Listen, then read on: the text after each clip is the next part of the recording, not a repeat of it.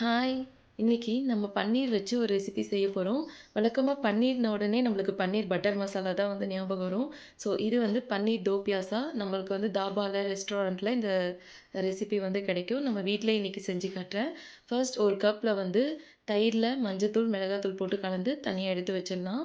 இன்னொரு பேன்ல வந்து பட்டர் சேர்த்து, நம்ம கட் பண்ணி வச்சிருக்க பன்னீர அதில நம்ம ஃப்ரை பண்ணி எடுத்துக்கணும். இப்போ பன்னீர் வந்து நல்லா ப்ரவுன் கலர்ல வர வரையும் நம்ம அத ஃப்ரை பண்ணிக்கலாம். பாருங்க ப்ரவுன் ஆயிடுச்சு. இத தனியா எடுத்து வச்சிடலாம். இப்போ இதே பட்டர்ல நம்ம ஒரு பச்சை மிளகாய் வந்து சின்ன சின்னதா கட் பண்ணது, பெரிய வெங்காயம் வந்து கியூப் கியூபா கட் பண்ணி இது 2ம் சேர்த்து ஒண்ணா நம்ம ஃப்ரை பண்ணி எடுத்து வச்சிடலாம். இப்போ இதிலேயே இன்னும் கொஞ்சம் பட்டர் சேர்த்துட்டு, இதில ஒரு ஏலக்காய், ஒரு பே லீஃப் சேர்த்துட்டு, இதில நம்ம நீள நீளமா கட் பண்ணியிருக்க பெரிய வெங்காயம் வந்து நம்ம சேர்த்துக்கிறோம். ஸோ இது நல்லா வந்து கண்ணாடி மாரி ஆனதும், அதிலேயே கொஞ்சமா உப்பு சேர்த்துக்கலாம். இப்போ இதில மஞ்சத்தூள் 1 ஸ்பூன், மிளகாத்தூள் 1 ஸ்பூன், கரம் மசாலா 2 ஸ்பூன் சேர்த்து கலந்து விட்டுறலாம். இஞ்சி பூண்டு பேஸ்ட் வந்து ஒரு 2 ஸ்பூன் சேர்த்துக்கோங்க. அது பச்சை வாசனை போற வரையும் நல்லா வதக்கி விட்டுறலாம். ஸோ இப்போ நான் வந்து 2 தக்காளி அரைச்சு பேஸ்ட்டா எடுத்திருக்கேன். உங்களுக்கு வேணும்னா நீங்க கட் பண்ணி கூட சேர்த்துக்கலாம்.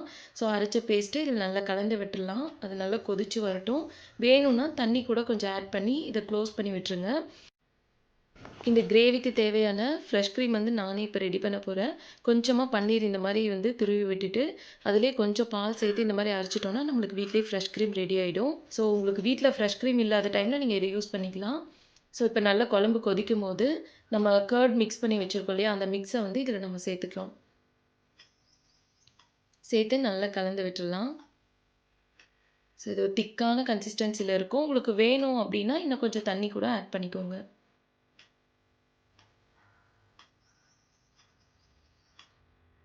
ஸோ இது நல்லா கொதிக்குது. இப்போ நம்ம ஏற்கனவே கட் பண்ணி வதக்கி வச்சிருந்தோம் இல்லையா? அந்த வெங்காயம், பச்சை மிளகாய் அதையும், பன்னீரையும் இதில நம்ம சேர்த்துக்கலாம்.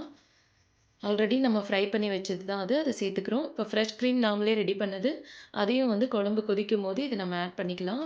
நல்ல ஒரு க்ரீமியான கன்சிஸ்டன்சில வரும். அதுக்காக தான் இத ஆட் பண்றோம்.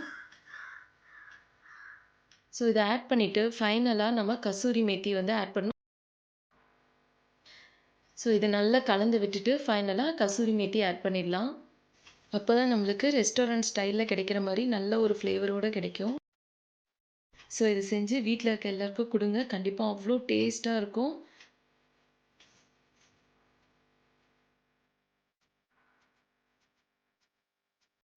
இது வந்து சப்பாத்தி, நான் இந்த மாதிரி ஐட்டம்ஸ்க்கு ரொம்ப சூப்பரான சைட் டிஷ்ஷா இருக்கும். கண்டிப்பா ட்ரை பண்ணுங்க. சேனலையும் சப்ஸ்கிரைப் பண்ணுங்க. பாய்.